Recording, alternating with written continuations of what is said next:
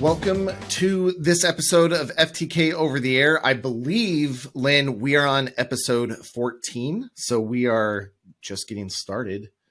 And sounds about right. Yeah, this episode is a little different for a couple reasons that we'll talk about. But I know we did our episode with Matthew Wharton of ICAC on location, but we were using cell phones. We just had laptops set up in the lobby.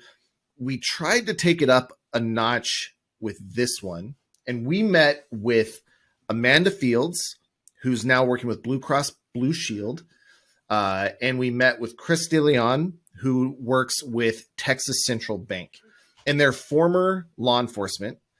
And what we ended up talking about, which is kind of interesting, Lynn, we did not go into the episode with that kind of plan. It just kind of evolved into that topic. And I think the content turned out really well. They had a lot of cool things to say, but I need to apologize to them, to myself, and to the listeners. So one of the things that I try to do— You're on an apology tour. Yeah. Here we go. Every YouTuber, every social media person needs their apology video or whatever.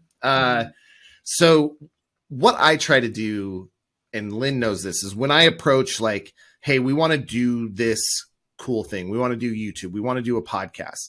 We'll try to approach it with free options, open source options at the front. So for example, Lynn and I started this podcast actually recording on Discord because there's some free plugins and it's a free chat thing, and proved the concept to Bill, who is the CMO here at Exterro. And full shout out to Bill and Exterro. They're willing to support us in what we do. So once we did that, we went to Exterro, we went to Bill and said, hey, we need a platform to up our quality. We need an official podcast thing that we can feel comfortable inviting people to, and that's going to have the features that we want. And they're like, you're absolutely right. So we got— All right, we could have either been fired or revered at that point. Yeah. It was a toss up. Yeah. You're either going to say, you're too much of a diva, just we're going to part ways, you guys are ridiculous. Or, yeah, this thing's going pretty well, let's go ahead and get you set up. That's exactly it. And so they got us set up with Riverside, which is our hosting platform that we use now. We're really happy with it. It's got a lot of cool features. It clears up a lot of stuff. I think it's a lot better. Then we had that episode with Matt there at the ICAC conference, and it went really well. And again, doing stuff with free, whatever we had on hand, cell phones, laptops, saying, hey, look at this cool on location thing that we can do. It was a lot of fun. Yeah. Matt had a good time. It was great. So then I went back to Bill and I was like, Bill, this was cool. I think people liked it. I know our guests did. It was a lot of fun. Can we have proper microphones and kind of a setup here that we can set up? And ever grateful for Bill. He's like, yes, that sounds like a cool thing. So we got that. So then we're taking the show on the road. Yeah, exactly. So this podcast, this episode 14, Dan Sumpter and I are going down to Dallas, Texas, and we're going to meet with Amanda and Chris. And I'm like, hey, we've got this new setup. We've got the hardware anyway. So then again, I'm trying to figure out how to do multi-mic, multi-track audio recording for free because I want to prove the concept to Bill and those so that I can justify the business expense. Well, I'm not an audio visual. I'm a forensic guy who is now teaching himself the world of podcasting and YouTubing. And I'm going to be real with you, Lynn. My audio, my mic, something was configured wrong, something input wrong. I was getting caught up in some other mic. My audio sounds like I'm a robot. It sounds like you were stuck outside the building looking in through the window while they were all inside the building recording the podcast. And you were like, hey guys, I'm just going to be outside joining your podcast. I know. Don't mind me.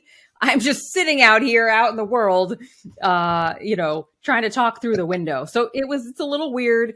But you know what? Everybody listening, after about 60 seconds, you don't even notice it anymore. Just go with it. Yeah. And fortunately, it's just my mic for not like 90%. Like everybody else's mic comes through clear. So it's like I sound like a robot, then they come in perfectly clear. And so I don't know what went down, but we had, and again, to Exterro's credit, to Bill's credit, I said, hey, this was a good thing. They really enjoyed it. They wanted to do it again. I need this piece of equipment now to prevent that from happening. And they hooked me up. So we're going to have a lot more on location recordings with different guests. So hit us up at conferences and stuff. I'm going to try to be taking our setup when we go. Yes. You can reach out to us. Yeah.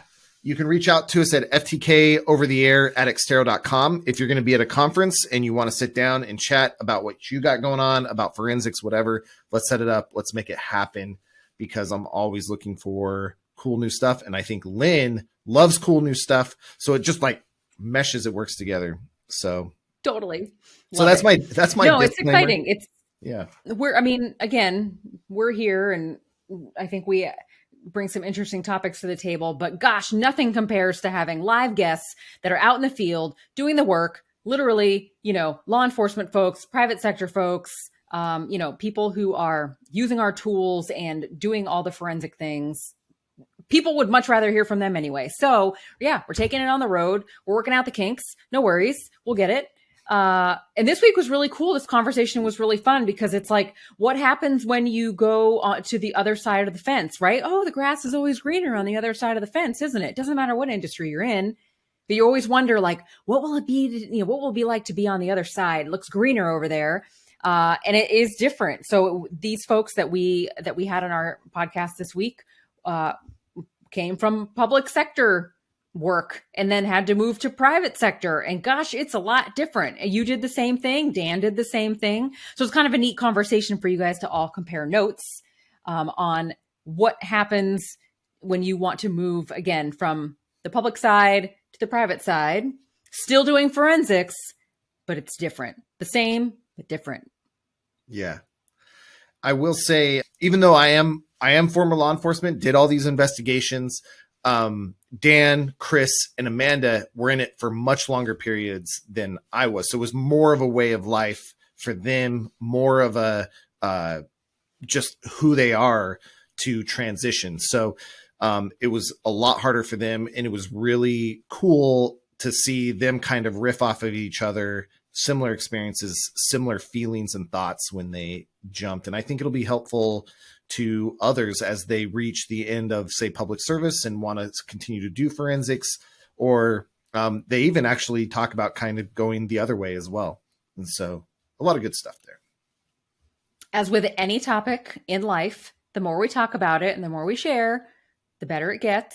And you hopefully, again, if you're one of those people that's like, gosh, I'd sure love to make the jump, or I just made the jump and I'm struggling, or I made the jump a long time ago and it would be really fun to hear, their perspective versus my perspective. So no matter where you are in your journey in forensics, I think you'll get something out of this week's conversation. I agree. So let's get over to it. What do you think, Lynn? Yep. Sounds good. Everybody, remember, Justin is in a tin can recording. It's just go with it. It's fine. It's fine. Leave comments on the video. Tell me what you thought. And if you are an audiovisual professional, then maybe send me an email on how I can make it better, for sure. Help us. Yeah. I am by no means above any sort of help. Tech we'll take all the tips. Yeah. Yep. All right. We're going to jump in. Thanks, everyone. And we'll get to the content.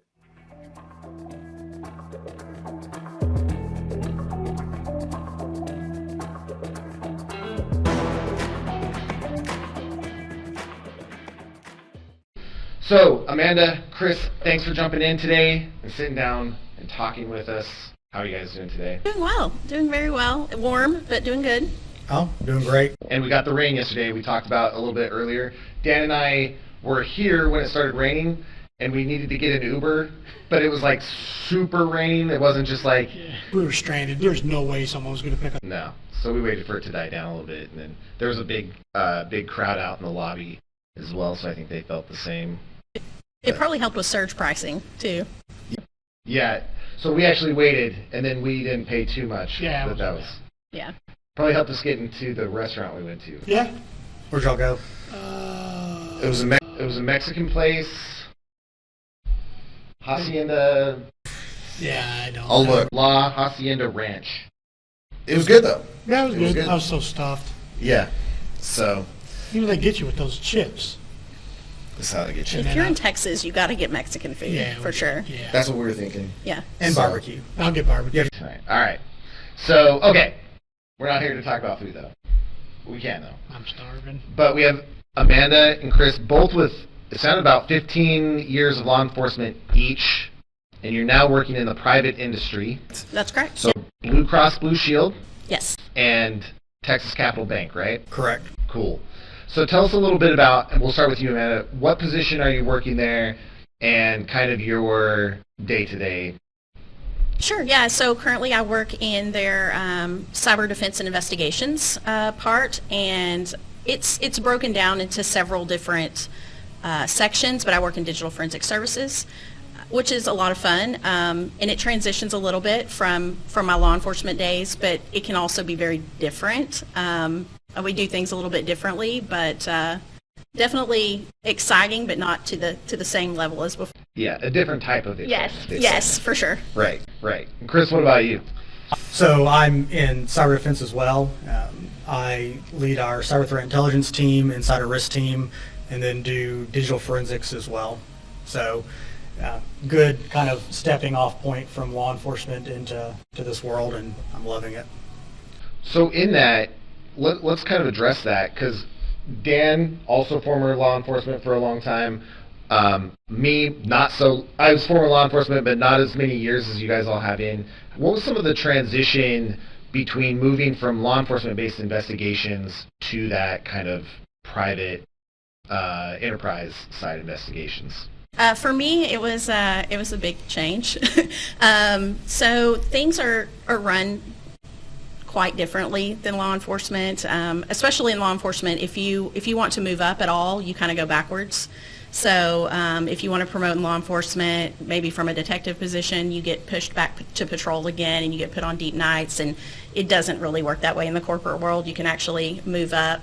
And I also feel like that my knowledge got increased tremendously when I left law enforcement and moved to corporate, because now instead of just doing maybe dead box forensics, maybe a little bit of live triage in law enforcement at crime scenes and stuff, but now I do a lot more sort of dynamic analysis more, a lot of network intrusion related stuff, or forensics across the net. Yeah, that data is coming to you through a tool. You're also not probably kicking down cubicle doors. No, I don't get to kick down any cubicle doors. Handcuffs? No, None of that. No. I cannot say that I miss it either. Yeah.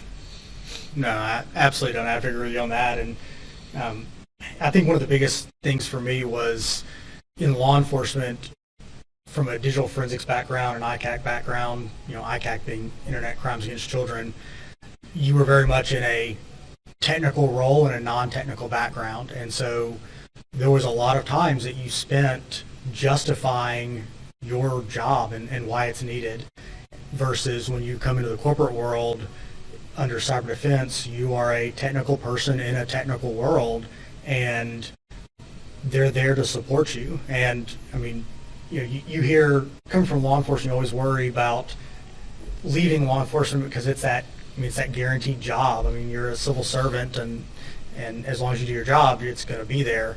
There's no mass layoffs, things of that mind of you're very much an at-will employee, and so you worry about getting out. But I honestly landed in a awesome position to where, I mean, we all work great together, and we're all trying to just build and learn and just do the great things. So I really lucked out, honestly. So that was kind of a question I had on my mind immediately, and you already just jumped on it.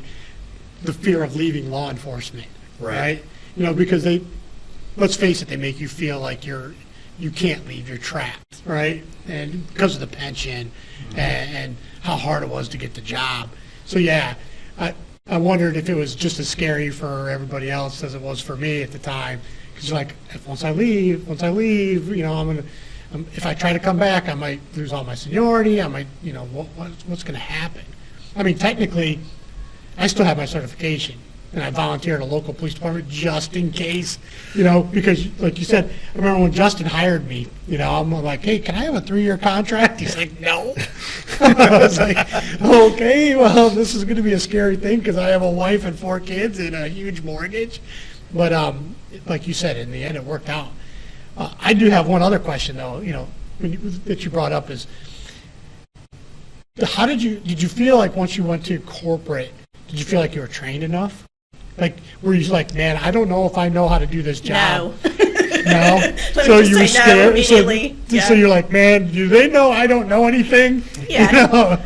That whole imposter syndrome is a real thing for sure. And you go from being, like, at least in my agency, there for a while I was the only examiner, and so I was like the smart technical person, and jump into a role with people that have done IT related fields their whole life, and you just feel really dumb. Yeah, that's how I felt. I'm like, okay, I have some education, right? And I'm like, okay, I'm going to be working for Justin, who has a master's degree in digital forensics. I'm like, there's no way this cop is even going to come close. I had a lot of studying to do, so I always wondered if that was just me or if that's everybody, No, I mean, I think it's a pretty common. It was the same way for me. It was from other, former law enforcement that have now switched to the corporate side. I think that's kind of a commonality. But the other part, too, is you just look at things a little differently. I mean, like Amanda mentioned, is everything's so IT related. Even when you go to the digital forensics, it's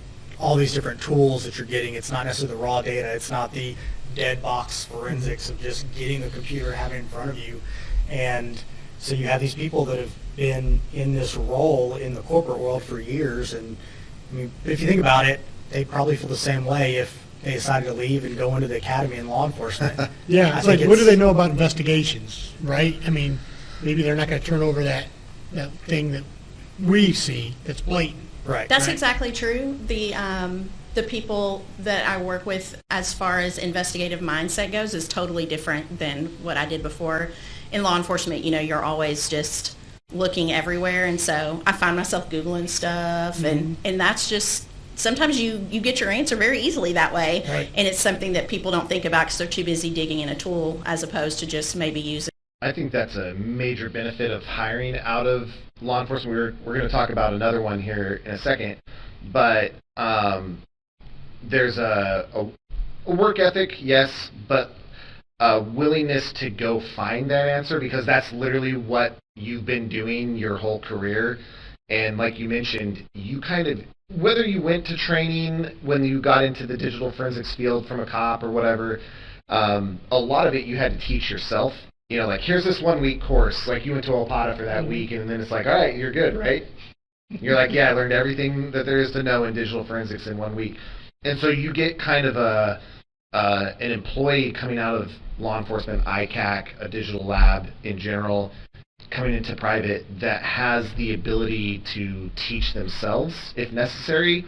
And I don't know what the word I'm talking for, an ethic, a work ethic, that it's like, okay, this is a problem. They treat it like an investigation, like, oh, I'm on a timeline, I got to get this done. And they're used to, we were talking before we hit recording, where with Dan, we had that crunch time with one of our classes, and you and I put in like an 80-hour week or whatever, getting this thing all finished and wrapped up. I'm like, this is right when I hired him, so I was like, oh, I hope I didn't like push. He's like, stress you out. Yeah, this was like every week or whatever. And so you have these employees that when they have to work an extra hour or two, it's like, let's just have my contract. yeah. So I think you're getting even if you feel that way, I think you come in to that environment ready to roll, and you're picking things up faster due to the experiences that you've had. And you talked about the things you learned in ICAC, and we were talking before. You talked about communication. So let's talk about how you like to hire, or like to look at anyway. No guarantee you'll be hired, but you like to look at ICAC officers because of certain skills that they gained, even though you're not going to be working CSAM cases, right? Those instantly go back to law enforcement. But what were some of the attributes you liked out of the ICAC officers? So, and like you said, I like to look at them, and a lot of it is law enforcement, for the most part, is not a technical field. And if you look at, everybody is competing for the same people. I mean, if you go to IT or go to information security, the same incident responders that worked for one company, they're trying to hire them to another company, and you only have so many people. So you're left with essentially either law enforcement or military to get your people who are trained, or you have somebody who's coming straight out of college who might have the certifications behind it, but maybe not the work experience.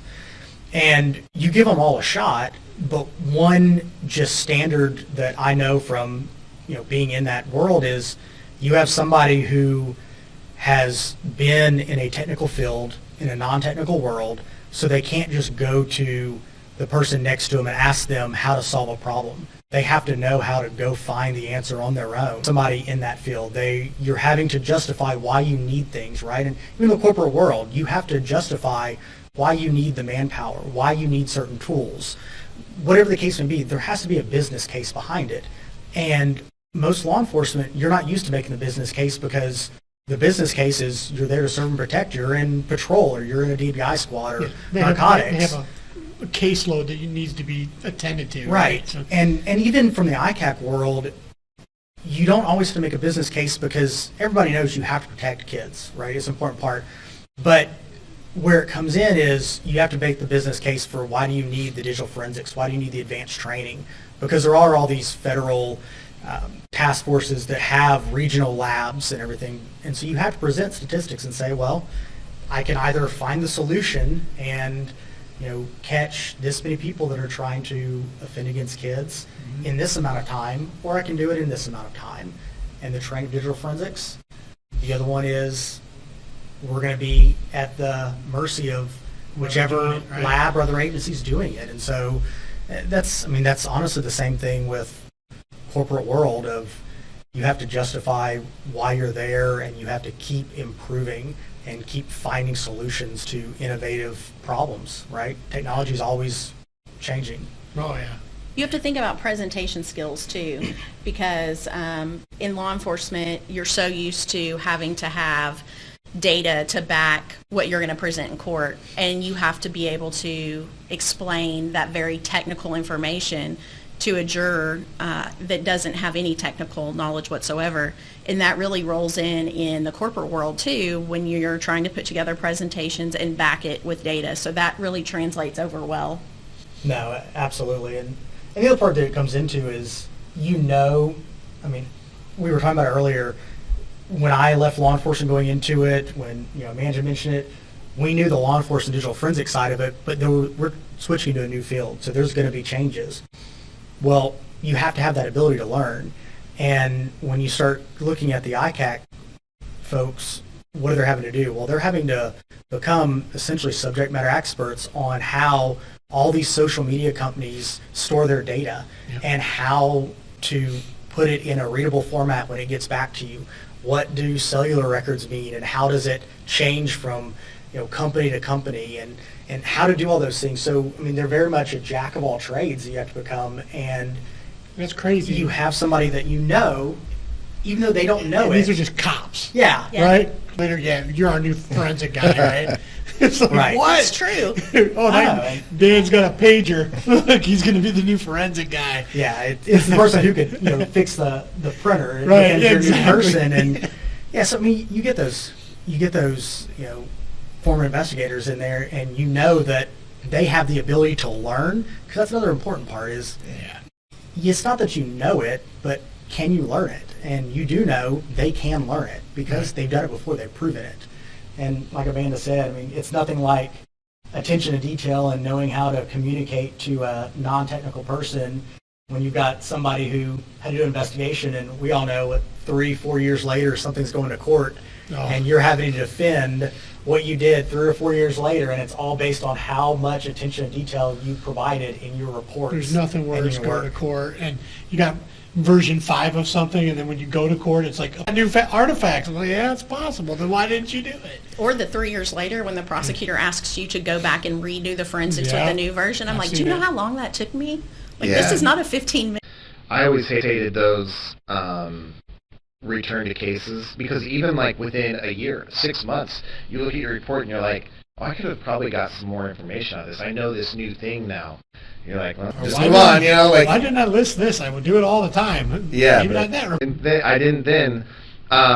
It sounds cliche, but one of the things, so I do a presentation every year to middle school girls on computer forensics. It's Gen Cyber. I go to the South Dakota location, and the question they always ask is, what should I study or what should I be good at to get into digital forensics?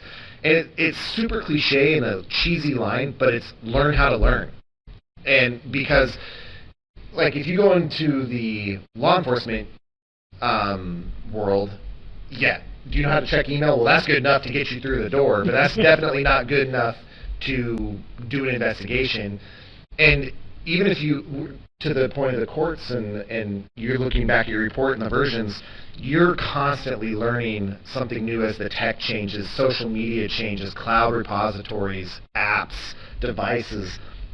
I mean, cell phones. I can still remember you get these books of cables that you had to plug in, and half your cell phone forensics was trying to figure out which cable was plugged in, what chip. T133, right? What, Wiggling it properly? Yeah. you'd have to go find who took the yellow tip and is charging their phone. Yes. Oh, yeah, that made me mad a few times. Hold it just right. Try all Yeah. your USB You ports. balance it on a book. Yep. Yeah. Now it's not so much the collection. Collection either happens or it doesn't. It's pretty binary now with the technology.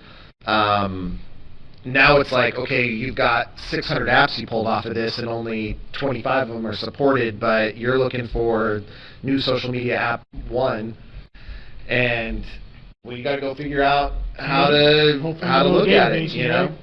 And so learning how to learn is something that all law enforcement investigators really learn how to do. How was that transition to where it's just an ever flood of just cases? And I know it's not, you're not hurting for work, but it's kind of a different cadence, right? Once you go to private. For me, it's really different because instead of it just being me trying to get everything done, I have this entire team of people, and it's split up a lot more. Before I was everything. I was the examiner, and I was the detective, and I'm going to court, and I'm doing all of it. And now it's split up a lot more. You have a lot of people jumping in together and knowledge from so many different places that my part is way less. It's just a spoke in the wheel instead of the entire picture now. So That's it's awesome. different. No, absolutely, I would agree with that. And it's, so after I left law enforcement, before I ended up at Texas Capital Bank, I spent a short amount of time at an MSSP doing the breach response, digital forensics for that. And it just happened that another couple of law enforcement officers were there with me, and we would joke there at the beginning of, you know, at Texas Capital Bank, I spent a short amount of time at an MSSP doing the breach response, digital forensics for that.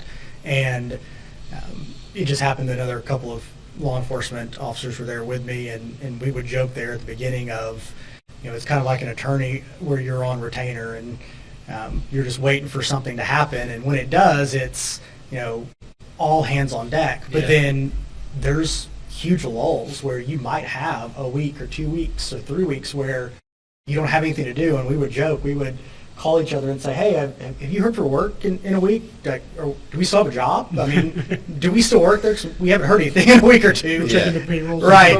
Do we get paid? And so, you know, that was the biggest thing. And honestly, that's one of the reasons why I decided to make the switch back from the MSSP side to internally corporate side and found a home here at Texas Capital Bank, is because you have a lot more skin in the game where you're protecting your own company. I mean, it's your own house now that you're protecting, you know, the same way that, you know, I'm sure Amanda feels about it. It is, you know, nobody's coming into my house. Nobody, you know, over my dead body is that going to happen, right? And at the other side, it's not that you don't care, but you're just responding and you're getting a piece of the puzzle. It's the other part too, is from law enforcement, it's, we used to call it, you know, birth to earth, right? From the very beginning, the investigative part, all the way to the end, you knew everything going on and you do a full investigation, and how in depth you go is really up to how much time you have and the investigator, how good they are at what they're doing and how thorough they are. Well, you switch to the MSSP side and you have a single question you want answered. And the moment you answer that question, you're done, you're out. Or whenever you reach the amount of whatever the money is that was paid, whenever that's done.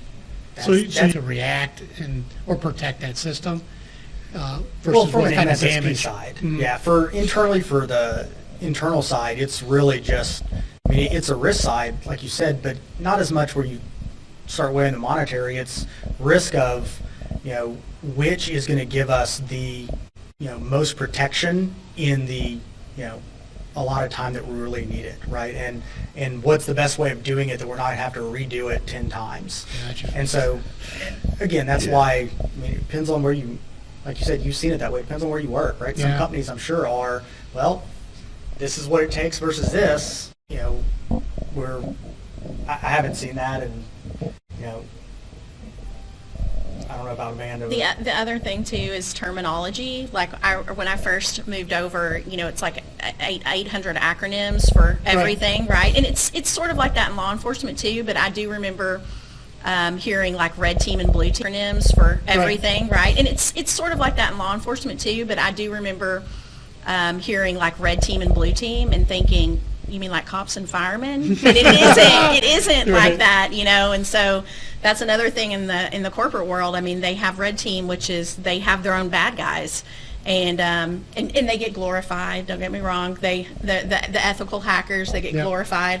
And I make fun of that and kind of joke with it because they have to find one way in, but blue team side, which does cyber defense, you have to find every hole instead of just one hole. So it definitely is a lot, and there's always something. There's always some new vulnerability coming out or some new exploit. There's always something new, and you're constantly behind the curve to try to fix it. Same as law enforcement. So in your organization, you guys don't do outside penetration? Do you guys actually have your own people? Yeah, we have our own internal, and they do too. That's cool. Yeah, we have our own. I mean, like everything else, when you're in highly regulated fields, you'll have your own internal folks, but then you will have external folks essentially coming in and validating that you are doing what you're supposed to be doing, right? Gotcha. Whether you want to or not. Right. Yeah.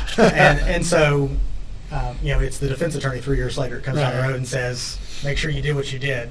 But, a lot more, kind of. So when did you think that when you transitioned over that you would be getting into that kind of stuff instead of, because you said your team's broken up into different elements. For sure. So when you have this forensics, but now it's like, wait a minute, there's incident response, there's cyber defense, there's ethical hacking, Yeah, so it is for us, it's split up, but digital forensics is so much more than just getting a machine and imaging it. So, I'm digging in a security tool and I'm looking for artifacts in there that I can tie back to another security tool that I can tie back to like a data lake so I can get raw data. And so you have a million tools that you have to piece together, kind of like how you would have in law enforcement when you just have a whole bunch of different clues that you would put together. It's sort of the same way. You're digging in your own world. So when you get to, let's say, you get to a point where you're like, okay, now I'm outside my skill set. Is there yes and no. Grab somebody and say, hey, let's pass this to you, or do you ask for help, or do you go to Google? Like, what are you Google. doing? Like, I would say I Google first and ask later. Yeah. So a lot of times, if I don't, there's so many different coding languages, so you never really know what you're going to find when you start digging and stuff. And so, and there's so many different ways to encode things where you're trying to, you're constantly trying to decode stuff that's in there, where you're just throwing a little piece of code into Google to be like, what comes back when I look at code every day, and I'm like, hey, what is this? But we always try to get it on our own before we ask for help. So I bet, was it a positive adjustment because we talked about the whole cradle to grave, and you talked about spokes once you moved, and was there this initial point where you're like, I've got to figure this out, and somebody was like, hold up, that's not your gig, just send it over? So I run into that sometimes because I am investigating a security incident, period. And I was so used to doing it all. So when I start seeing people that maybe have like a policy violation, and they're like, you don't have to investigate the policy violation. Like, that doesn't matter. You just need to make sure that the security incident is handled. So yes, I run into that pretty regularly. Yeah, it was kind of, not in the security field, but so Access Data got bought by Exterro. Access Data was a very lean ship. Like, we had no more people than we absolutely needed, so it was very much like, even though I was in training, I may have to help IT I may have to do part of my own IT work in the training department or something. Then we came over to Exterro, and people were like, why are you, like, you don't have to do that. We have somebody that'll write that. And even within marketing, it was like, we'll have somebody that will build that graphic. You don't, and so it was a transition in that way. I wondered if it was the same there, like with the policy. Like, no, we have another team for that. Yes. We just need you for this one little thing. Yes. Yeah, I run into that pretty regularly, and our tools are always evolving, and we're always having to tune them and set them, and we have a whole section that does that too. So you can find something that needs to be tuned, but you don't flip the switch, someone else flips the switch. So it can be interesting. Yeah, I think I had kind of the opposite reaction just in law enforcement, going from a large department with almost 3,000 officers there, and then plus probably 1,000 civilians, to where we have people that do individual stuff. To the last couple of years of my law enforcement career, switching to a small department, and the first few months and Amanda's laughing, I can see her face, they'd say, well, you have to do this. I don't know how to do that. We had people that did that for us. I mean, I forgot that. Yeah. Forget it. What do you mean we have to do that? Right. You don't have somebody that comes and collects that for Yeah, you? when you had to do your own crime scene. Yeah, and that was the biggest one, is when we had crime scene at my first agency, and you just got on the radio and called them out, and that came out and handled it all, and you let them handle it. They took it all back, and we're done. And then get to the smaller agencies, and it becomes, well, you got to do that on your own. I have no idea how to do that. Right. Yeah. So, I mean, it was a little more norm for me when I got in the corporate world of having that individual just from a bigger agency. So Yeah, it is funny how they have different regulations or policies in the corporate world. I remember making my first PowerPoint or something for training, and they're like, hey, you used the wrong font or the wrong color. I'm like, what? They got that? That's a thing? The They had a lot of 2022 that. version versus the 2021. Yeah, we changed the font. And I remember at the police department, I was probably stealing, somebody's product code number to make my office work, looking on the side of the computer to see if anybody's Windows 10 sticker was still on the side of their computer. That's true. It's like, Google what free tool I can download today. Right. Now, and in this world, they're like, don't do that, don't use that software. Go through IT, make a request, do Yes. this. We will test it. I'm like, what? Yeah. It's a different world for sure. Yeah, you don't get to just throw whatever you want into a production network and hope it works. Like, that's kind of what we did with law enforcement. You like, download this tool and I'm going to stick some data in there. Does that work? No? Okay, let's try something else. Right. Yeah, you don't really get to do that in the corporate world because they just don't want to break everything. Yeah. So. Yeah. Well, you have a responsibility to protect data. Yeah. Too, Right. So you're not going to copy and paste somebody's account information into a Google Translate. For sure.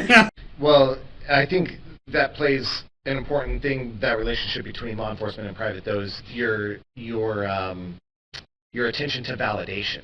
Because we're joking here, you're like, put this data into this known data, like I have this test stuff here, let's put it in, does it work? No. Okay. And we would do that in law enforcement. You'd have this dummy data. Okay, does this work? No. Okay, now does this free tool work? No. But you would be going through all these free tools. The same happens here. Do you guys have validation teams, or are you required to validate your own stuff? How does that validation in the private side work out for you guys? I validate my own stuff. We'll go out and so if I have something that I put into a tool and I'm not feeling comfortable with it, maybe if it was from an image or whatever, we'll go out and get the raw data and have to compare them. So I have to do my own tool validation. I don't know about you. Yours is maybe different. No, we're the same way. We do our own tool validation for those type of things. Known data set or going out and getting the raw data, and that's kind of it's a little bit different too, right? in law enforcement, you're doing the data validation off of a known data set a lot of times because you don't have access to all the raw data. Whereas I mean, the best way to do it is confirm does your tool say X happened?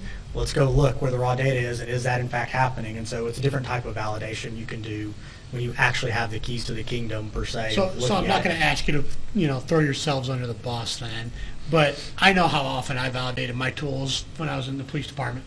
But let me ask, instead of asking you if you do it or not, do you do it more often than you used to, or is it about the same, or, is it something more regular in your corporate world? I have so many more tools that sort of, because, it's all about defense in depth. So you have all these layers that you can go through. So, maybe I have an email coming from a security tool that I had an alert on, and then I may use this tool to go to the email server to pull something, and then I may use my forensics tool to pull directly from the host that got the email. And so I have so many more tools that you can get the same data from, so it makes it a lot easier, as opposed to law enforcement where I had like one forensics tool and then your Fred or whatever. Yeah, and then I just hope for the best. Yeah. Okay. How many mental gymnastics? Because I went from forensics to teaching forensics. So my world has always been I went from law enforcement forensics into teaching forensics, and primarily a lot of our customers were out of that law enforcement. We're kind of switching more into enterprise based, but it's my mentality is I've always got the image. It's always a full disk or a bit for bit. Do you have any hang up oh man, I got to trust what this tool gave me? How was that transition, or did you even have to go through kind of this settling to get over that fact? Yeah, so I have a lot of that still, because when you're doing a remote collection across the network, it takes, you cannot pull a full image across the network. It just takes way too long. And so I'm thinking in my brain, okay, so for this particular incident, what do I want? And I need to get very small pieces. And so, I'm like, maybe registry and some prefetch, and that's all you get. So you'll pull that and then, maybe try to validate it with another tool, but you definitely don't get the full thing, and you're not getting deleted data ever. Yeah. So one of my first classes I taught was this SEC guy. I was talking to him, and he was saying that, and I just jumped out of law enforcement. I'm like, notify them? Could you imagine calling up the guy at the house? And you're like, hey, we're going to be there tomorrow at 7 a.m. Don't delete anything. And I don't know if you guys have to notify, but that aspect of it was just a shocker to me. How was your experience with that, where you're pulling data more in a less criminal environment, right? It's more protecting data, it's more compliance, policy, that sort of thing. Don't notify. As a matter of fact, we typically, they'd never know that we were pulling data until after the fact. I don't know if you have to notify. Once HR comes along, then it's already basically over. Yeah. So we'll pull whatever we need. Don't get me wrong. If we're going to isolate their machine, if we think there's something that's going to get out, they're going to figure that out pretty fast, and we're going to send them a message saying, hey, because they're probably going to be calling our help desk saying I can't connect to the network. Yeah. So they'll get a message that says, hey, there's been some sort of security incident, and so your machine's been isolated from the network. And it's really quick. I mean, a lot of times they'll just immediately take the machine and give them a new one, and then you just move on. Mm-hmm. They move on. Anyway, it's fast for them. Yeah. So for me, it's a little different. Since I wear a couple of different hats, it really depends on what we're looking at, right? Are we looking at a security incident where we're just pulling the logs to see if some threat actor has tried to enter our network or is in our network? Some threat actor has tried to enter our network or is in our network? Or are we, in those cases, we're not notifying, or sometimes we might just call somebody and say, hey, did you actually do what the tool is saying you're doing, so we can see, is this actually you doing it? The other side is if it's something where we believe it is malicious, or even if it's not malicious, it's somebody that's breaking some type of policy that creates some risk for our environment, then we're not going to notify them. We're going to do the investigation, kind of determine the root cause of it, and then essentially we do handoffs similar to law enforcement where we didn't make the decision, we just gather the facts, and in the corporate world you hand it off to, for us it's HR, and HR makes the determination of, so you don't get to sit down and do the interviews. You know, that's what's, because that was, working ICAT cases, right? Every single guy I ever sat down, I don't know how it is in the corporate world. I don't know if they actually sit down and tell them themselves, or they don't even need to because either they're fired or they're not, right? So. Yeah, we don't do the interviews for us. Our incident response team does the interviews. We'll help out a little bit. We'll pull data and be like, hey, these are the questions you may want to talk to them about. And so usually it's just like in law enforcement, they know the answer before they ask the question, and they just want to see if they're going to own up to it or not. That's what I miss. I just miss those interviews. Yeah. Oh, man. Where you're sitting out front and talking to them in the front of the car, and their computers getting walked out in front of the car as they're looking at it. You just want to tell me what's going on, man. Yeah. I worked at home before COVID. Like, that's just, so nothing really changed for me. With your organizations, pretty much every organization at some point sent a lot of people home. I don't know if you're coming back, but how did that impact how you're regulating and monitoring your network? And everything's going to the cloud. That's like the best way. And a lot of, I feel like it's going old school, because there's a lot more thin clients now. People are just getting like a very, basic machine, and then they're just remoting into the machine that they would use for work. And so I would say a lot of it's in the cloud. For me, they consider me hybrid, but I'm primarily at home, and I can do everything but an actual physical disk image from my house.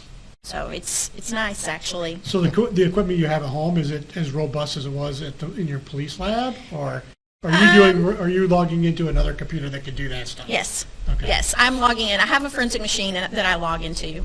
So yeah, I'm still connecting in, and we still have our server and all the same things. Kind of like, well, I actually didn't get to have a server in law enforcement. We were too poor, but yes. Yeah, so I do access my forensic machine from home. I was part of the MSSP, and so we were doing remote collections for customers anyway, and so all of our stuff was work from home, remote. Now with Texas Capital Bank, leadership is in-office environment, and then our actual subject matter experts, they have a hybrid environment. what about your end users, or your clients, or your people outside of the security teams? Has it impacted your ability to respond to them, or did you guys have to change the way you looked at protecting your network because they have been sent out? That's actually a really good question. So I think you definitely have to look at it differently, because a lot more, you heard everybody talking years ago about two-factor authentication, MFA, turning it on, and some did it, some didn't, not a big deal. Or when everybody's in office, they're connected to an actual port on the network.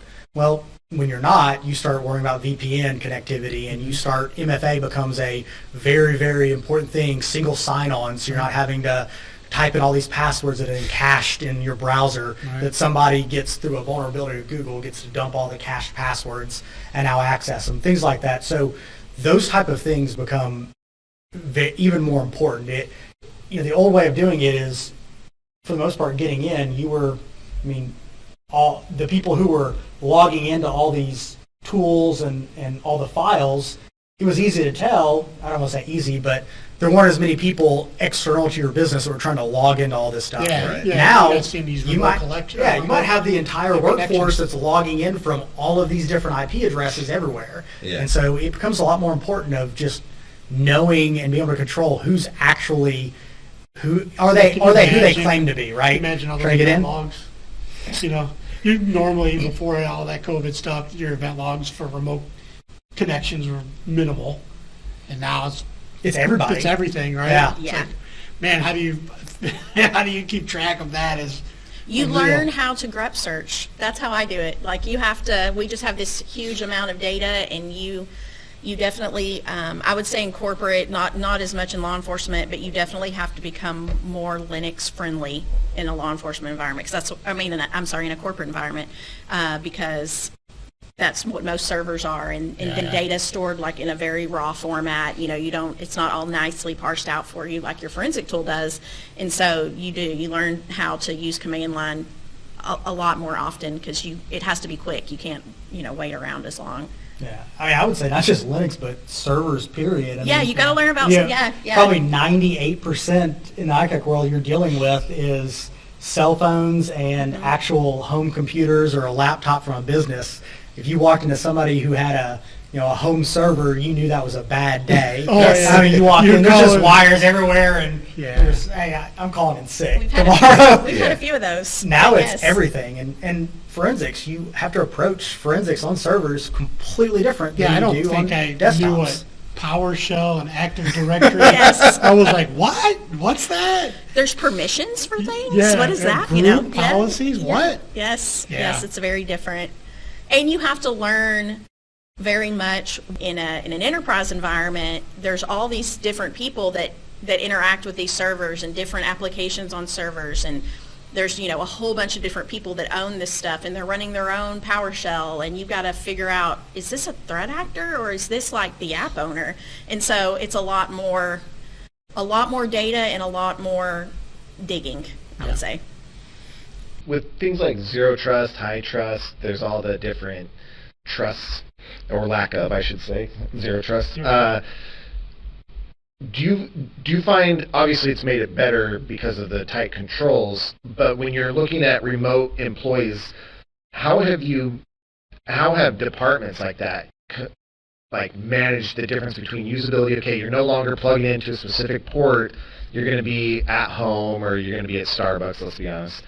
And how are you playing the balance between these high-level security processes and additional? For us, if you're on your company machine and you're not physically connected to the network at work, then you can't do anything without a VPN.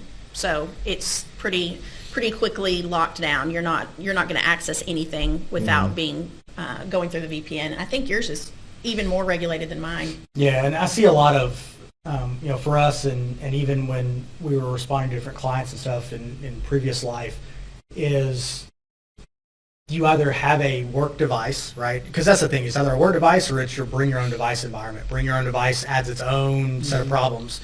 But whether it be bring your own device or your company device, one of the ways that I see a lot of solutions that is, it's either, like Amanda said, signing in from a VPN, and therefore you're a trusted user. A lot of people are going to, a lot are even going to VPN always on, right? Solutions that is, it's either, like Amanda said, signing in from a VPN, and therefore you're a trusted user. A lot of people are going to, a lot are even going to VPN always on, right? Even if you plug in at work, it's VPN always on to get into it. But the other part is if it's bring your own device, well, a lot of companies are going to VDIs. And so even if you're on your own device, the only thing that you can connect to is you still have to connect to that virtual environment. And that virtual environment, you're not getting things out of it. So I think that's kind of a better way that a lot of people are going, like you said, Amanda, is going to the cloud, right? If you've got remote workers, that's the other thing, is how do we ship a computer out to them, or how do we get it back if they quit, or they're fired, or whatever the case may happen. We've got this $3,000 machine that's sitting out there somewhere we want back. Well, if we issue out VDIs, we can just cut those off whenever we need to, spin up a new one, and it's a lot more controllable with that. So here where the issue is managed machines, I'm like, I can't even put an app on my delete the shortcuts off your desktop. Same for me. That's it's so different. hard to adjust. Yeah. And then, like you said, where we have to explain our case on why we need to have the ability to have these computers for like my training classes. I need to be able to install Imager. You need administrative privileges to do that. So that was really hard for those IT guys. Were like, why? We can do it right here. We can do it. No, I don't have the ability to do it. So there was a lot of, back and forth until I think we both settled, right? I think there's some middle ground. Middle ground, yeah, exactly. Yeah, my company issued machine is very strongly regulated. My forensic machine, of course, never connects to the company network, so I don't have to worry so much about the things that go on that. But the company laptop, I can't really do much on. Yeah, and we're the same way. Is our forensic machines, They're not an approved device, so they don't have the VPN on. They can't connect to the network, anything of that. But even from that side, it is a little different where I have to get approved, and rightfully so, get approved the software I'm going to put on it, because you start worrying about stuff like the EULAs, right? Yeah. And law enforcement, a lot of the free software we put out there, it's the EULAs, if you're using it for law enforcement or not a corporate purpose, then you can use it as an individual person. Well, now I'm a corporate entity, You lost that ability to use that software. yeah, so now you have to buy it, and Right. and so there's a lot of that, and making sure the updates happen and everything. So Vulnerability scans. right. So there, even if it's not a device that's connecting to the network, if it's a device that essentially we're putting our name to and say we're using for some type of business function, there's other considerations that you didn't think about that in law enforcement. Yeah. So to kind of start to wrap it up, we've kind of gone through various stages of investigation, bouncing around. Reporting is kind of where, even in the corporate world, how do your reports, if they do, differ from what you're doing now versus how you wrote a report when you were doing law enforcement-based investigations? My reporting's totally different. So law enforcement, I could easily have a 50-plus page report that I did because I had to explain so far down to get understanding. Now things just go like in the security ticket, and everybody in IT kind of knows what I'm talking about. So I don't have to be really as detailed. A little more when it comes to, actual forensics artifacts that they're not used to having to dig in. But it's so one little piece, it's just this part of a security incident, and I don't have to, I can look at one day as opposed to looking at an entire machine's history all the way back like I did with law enforcement. Put all the stuff, the drive geometry. And yes, none of that. I validated this tool prior to using it. And yep, no, we don't have to do any of that. So the reporting, I would say, is easier. Yeah, I would agree it's easier too, and it's faster as well, because even though we know what happened that one instance, what we used to investigate usually wasn't the first time that occurred, right? So you're trying to get the history of it. Well, that's what surprised me the first time going from law enforcement to corporate is they said, hey, we think the breach happened on August 4th at 10:08 a.m. So can you look like 24 hours before and see if there's anything happened? And you just look 24 hours before? Nope. Okay, we're looking at this 15-minute time window. Yeah, what happened in 15 minutes? And then you're just, and a lot of it too isn't, everything in law enforcement was paragraph form. It was full-blown reports. You go in here and it's timelined of it's actually breaking out the technical aspect of this is when this happened, this is when this happened, and it's very much bullet pointed instead of paragraph form. Attorneys like their words. Right. And if you're an attorney listening, I love you. Corporate is so much more log-based, Yes. too, for sure. Don't get me wrong, I used event logs in law enforcement, but not like I do now. It's insane the amount of, or even maybe the lack of logging that happens. So you're looking at logs a lot more. I think my knowledge in that is growing as well, because teaching you guys like you, where I'm like, hey, this is what this tool did when I was in law enforcement, and then maybe the class prior, one of my corporate people that's in banking or whatever said, hey, this is how I use it. Well, that's how I'm going to teach it then. And then yes. So I have examples for each side of, our students, which is nice. I've learned a lot too. Yeah, that's the nice thing about forensics, and honestly, that's what's awesome about switching over to law enforcement is, man, like you said a minute ago, is you were the subject matter expert going in, and it's actually kind of nice going in environments and you're not the smart person anymore. It's nice to go in and say, I have all this I can learn. Yeah. And it makes it enjoyable, because if you're not, if you're not learning, move on and find something else to do. Exactly. Yeah. Right. And so that's why I love this field, right? There's always something new to learn. There's always some new tool, tip, and trick. And like law enforcement, right? It was a game where, the suspect goes out and tries to find some new way to commit a crime, and we investigate and find a way to do it. Well, threat actors are always trying to find some new way to get the data they want, and we're finding ways to identify it and close that gap. And so it's a lot of fun. I can definitely say that when I went into law enforcement, like in 2007, I had no idea that I would be here. So the way things have evolved is definitely interesting and exciting too. Right. I think digital forensics is still a young enough field that most of us are in some form or fashion that way still.